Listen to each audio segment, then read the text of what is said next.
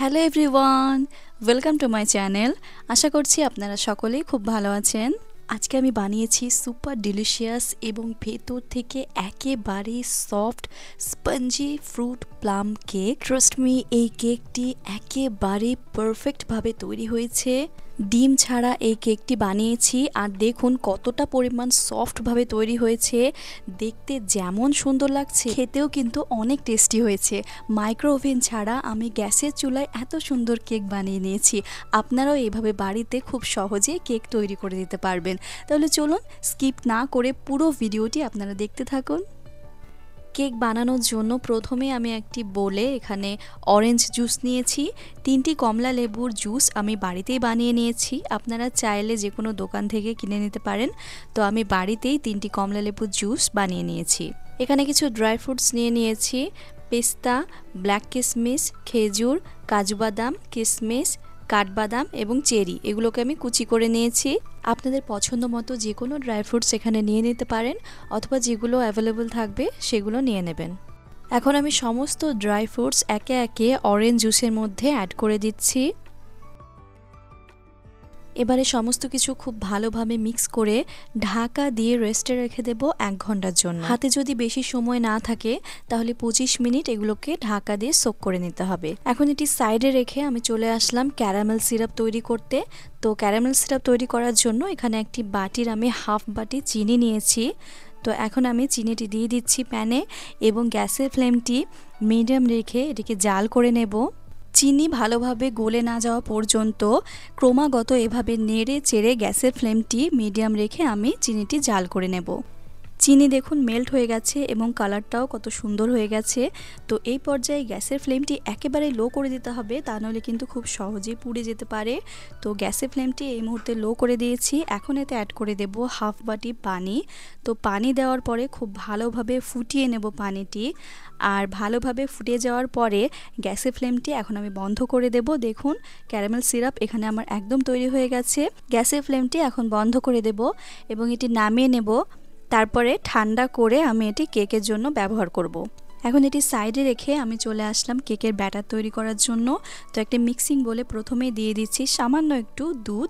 এটি আগে থেকে জাল করা নর্মাল টেম্পারেচারের তরল দুধ। আর সেম বাটির হাফ বাটি আমি গুঁড়ো চিনি নিয়ে নিয়েছি। যে বাটি মেপে আমি ক্যারামেল সিরাপ তৈরি করলাম, সেম একই বাটির হাফ বাটি আমি দিয়ে দিচ্ছি গুঁড়ো চিনি। আপনারা যে কোনো পাত্রে এভাবে মাপ করে সমস্ত কিছু নিয়ে নেবেন। এবং নিয়েছি মেল্টেড বাটার। এখানে বাটারের পরিবর্তে আপনারা সাদা তেলও ইউজ করতে পারেন। তো আমি এখানে হাফ বাটি থেকে সামান্য একটু কম মেল্টেড বাটার নিয়ে নিয়েছি। তো এখন এগুলোকে খুব ভালোভাবে মিক্স করে নিচ্ছি। চিনি এখানে গুঁড়ো করে আমি ব্যবহার করছি, সেই কারণে খুব বেশি ফ্যাটানোর দরকার নেই। তো এখন আমি দিয়ে দিচ্ছি সেম একই বাটির 1 বাটি ময়দা। এইভাবে সমস্ত কিছু মাপ করে দিলে কেকটি আমার মতো পারফেক্টভাবে তৈরি হবে। তো দিয়ে দিলাম 1 বাটি ময়দা। আর সেম একই বাটি দিয়ে দিচ্ছি হাফ বাটি গুঁড়ো দুধ। গুঁড়ো দুধ দেওয়ার ফলে কিন্তু অনেক ভালো টেস্ট হয় কেকের। আর দিয়ে দিচ্ছি 1 চামচ দারচিনি গুঁড়ো। আপনারা এখানে এলাচ গুঁড়ো ব্যবহার করতে পারেন। সমস্ত উপকরণ দেওয়ার পরে আমি এখন এগুলো চেলে নেব। আর কেক বানানোর সময় অবশ্যই এইভাবে সমস্ত উপকরণ চেলে তারপরে ব্যবহার করবেন, এতে ব্যাটারটি খুব সুন্দরভাবে তৈরি হয়। তো সমস্ত উপকরণ আমি এভাবে চেলে নিলাম। সমস্ত উপকরণ খুব ভালোভাবে মিক্স করে নিচ্ছি। এরপর এতে অ্যাড করে দেব ভিজিয়ে রাখা ড্রাই ফ্রুটস, যেগুলো আমি 1 ঘন্টা সোক করেছিলাম অরেঞ্জ জুসে। তো এটি অ্যাড করে দিচ্ছি। এবার খুব ভালোভাবে সমস্ত কিছুকে মিক্স করে নিচ্ছি। এখন এতে অ্যাড করে দেব আগে থেকে তৈরি করে রাখা ক্যারামেল সিরাপ। এটি ঠান্ডা হয়ে গেছে, তো এটি আমি অ্যাড করে দিচ্ছি। আর দেখুন কত সুন্দর লাগছে কালারটি। আর এই ক্যারামেল সিরাপ দেওয়ার কারণেই কেকের কালার অনেক বেশি সুন্দর হবে। তো এই সিরাপ দেওয়ার পরে আবারও খুব ভালোভাবে মিক্স করে নিচ্ছি। দেখুন কেকের ব্যাটার তৈরি করার সময় অবশ্যই খেয়াল রাখতে হবে যেন কোনো রকম দলা না থাকে ব্যাটারে। এখন এটি 10 মিনিটের জন্য আমি ঢাকা দিয়ে রেস্টে রাখবো। ততক্ষণে আমি কেকের মোল্ড রেডি করে নিচ্ছি।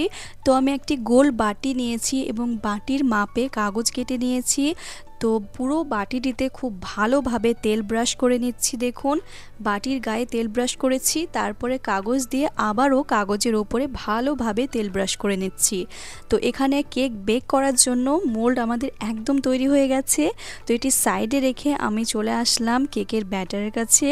তো এখন এতে অ্যাড করে দেব 1 চামচ বেকিং পাউডার। এই কেক সফট বানাতে চাইলে কিন্তু এই বেকিং পাউডার ব্যবহার অবশ্যই করতে হবে। তো দিয়ে দিচ্ছি 1 চামচ বেকিং পাউডার, আর দিয়ে দিচ্ছি সেম একই চামচের হাফ চামচ বেকিং সোডা। বেকিং সোডা কিন্তু বেকিং পাউডারের তুলনায় কমই ব্যবহার করতে হয়। আর দিয়ে দিচ্ছি 1 চামচ ভিনেগার। কেক বেক করার ঠিক আগের মুহূর্তেই বেকিং সোডা এবং বেকিং পাউডার ব্যবহার করতে হবে, আগে থেকে দিলে হবে না। তো সমস্ত কিছু আবারও মিক্স করে নিচ্ছি। কেক বেক করার জন্য ব্যাটার এখানে আমার একদম তৈরি হয়ে গেছে। তো এটি আমি সাথে সাথে মোল্ডে ট্রান্সফার করে নেব। সাথে সাথে এইভাবে মোল্ডে ট্রান্সফার করতে হবে, সেই কারণে কেক বেক করার জন্য মোল্ড আগে থেকে এভাবে রেডি করে নেবেন। আমি একটু বাটিটি ট্যাপ করে দিচ্ছি, তাহলে ভেতরে কোনো রকম বাতাস থাকবে না। তো ব্যাটারটি আমি এখন বেক করে নেব। তার জন্য একটি কড়াই আগে থেকে খুব ভালোভাবে গরম করে নিয়েছি, একটি স্ট্যান্ড বসিয়ে দিচ্ছি এবং কেকের ব্যাটারের বাটিটি বসিয়ে দিচ্ছি। এখন গ্যাসের ফ্লেমটি মিডিয়াম করে দেব। প্রথমে হাই হিটে রেখে আমি কড়াইটি গরম করে নিয়েছিলাম। এখন ঢাকা দিয়ে গ্যাসের ফ্লেমটি মিডিয়াম করে 40 থেকে 45 মিনিট বেক করে নেব। 20 মিনিট পর ঢাকনাটি খুলে আমি উপর থেকে এভাবে ড্রাই ফ্রুটস দিয়ে সাজিয়ে নিচ্ছি। আগে থেকে দিলে ব্যাটারের ভেতরে কিন্তু চলে যেতে পারে, তো সেই কারণে আমি 20 মিনিট পর এইভাবে ওপর থেকে ড্রাই ফ্রুটসগুলো দিয়ে দিচ্ছি। আবারও ঢাকা দিয়ে দিলাম। ফিরে আসলাম 45 মিনিট পর। তো আমি চেক করে নেব কেক ভালোভাবে বেক হয়েছে কিনা। তো একটি টুথপিক নিয়েছি, এখন আমি দেখে নেব কেক ভালোভাবে বেক হয়ে গেছে কিনা। তো দেখুন টুথপিক একদম ক্লিন বেরিয়েছে, কোনো রকম কিছু এখানে আটকে নেই। তার মানে কেক খুব ভালোভাবে পারফেক্টলি বেক হয়ে গেছে। এটি আমি নামিয়ে নেব এবং ঠান্ডা করে নেব, তারপরে আনমোল্ড করে আপনাদের দেখাচ্ছি। তো এটি ঠান্ডা হয়ে গেছে, এখনও হালকা গরম আছে অবশ্য। তো আমি একটি প্লেট নিয়ে এইভাবে উল্টিয়ে নিচ্ছি। দেখুন আর কত সুন্দরভাবে সহজেই আনমোল্ড হয়ে গেল। দেখুন কাগজটাও খুব সহজেই উঠে যাচ্ছে, আর নিচটা দেখুন কত সুন্দরভাবে বেক হয়েছে। আর ক্যারামেল সিরাপ দেওয়ার কারণে কেকের কালারটি কত সুন্দর হয়েছে দেখুন, আর একেবারে সফট হয়েছে। বাড়িতে আপনারা অবশ্যই একদিন এইভাবে এই কেকটি বানিয়ে দেখবেন, আশা করছি খুব ভালো লাগবে। বাড়ির সবাই ভীষণ পছন্দ করবে। যেমন দেখতে সুন্দর হয়েছে তেমন খেতে স্বাদ হয়েছে। তো দেখুন আমি কেকটি কেটে নিচ্ছি, আর কত সহজেই কাটা যাচ্ছে, মানে একেবারে সফটভাবে তৈরি হয়েছে দেখুন। তো আমার আজকের এই কেকের ভিডিও ভালো লেগে থাকলে অবশ্যই একটি লাইক দিবেন এবং চ্যানেলটি সাবস্ক্রাইব করে আমার পাশে থাকবেন। আমি আবারও ফিরে আসবো নতুন একটি রেসিপি নিয়ে ইনশাআল্লাহ। সবাই খুব ভালো থাকবেন, সুস্থ থাকবেন। ভিডিওটি দেখার জন্য অনেক ধন্যবাদ। আসসালামু আলাইকুম।